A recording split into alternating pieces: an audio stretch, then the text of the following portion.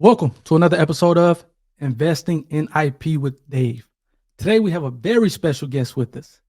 This gentleman has created a revolutionary product, the Q collar, which you may have seen on athletes in a professional realm from football to soccer to hockey.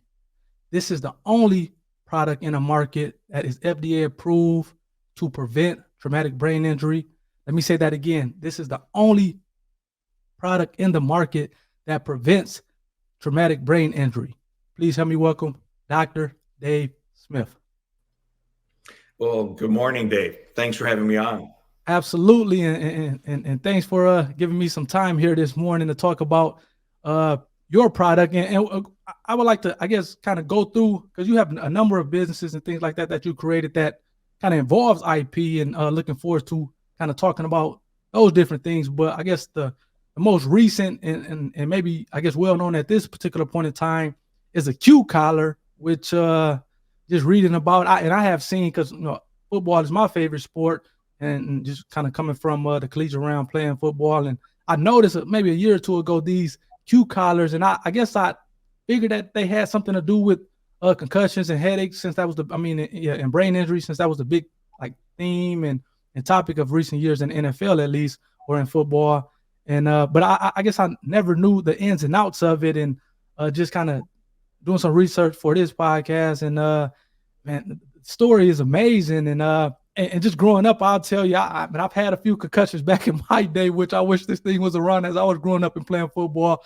I maybe would have been better off at that point, having maybe been able to prevent some of those concussions. But can you, I guess, kind of talk a little bit about the inspiration of just kind of getting into this realm overall before we even get to the Q collar, but the whole traumatic brain injury? Because it seems like that story in and of itself was a pretty interesting story. Can you talk about that a little bit?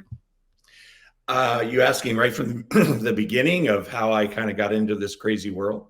Well, not necessarily from in a crazy world, but just, I think the TBI, if I'm just how your research began on the traumatic brain injury specifically, which ultimately led to the invention of the Q collar. So I know you had the wound dress in that company, and I do want to get off to that at some point, but just kind of starting from, okay, what made you start diving deeper into this traumatic brain injury, that side of things? Right. Well, strangely enough, the story kind of lies from that wound care company. I was consulted by somebody in the military complex on an idea that they had, but they were struggling in making it into reality. And they consulted me. We put a product together to help our soldiers not bleed out on the battlefield. And they asked me to present at the Army Research Lab. This is around 2008, 2009. Okay. And after I was done, the project coordinator came up, kind of put his arm around me and said, wow, that was very clever.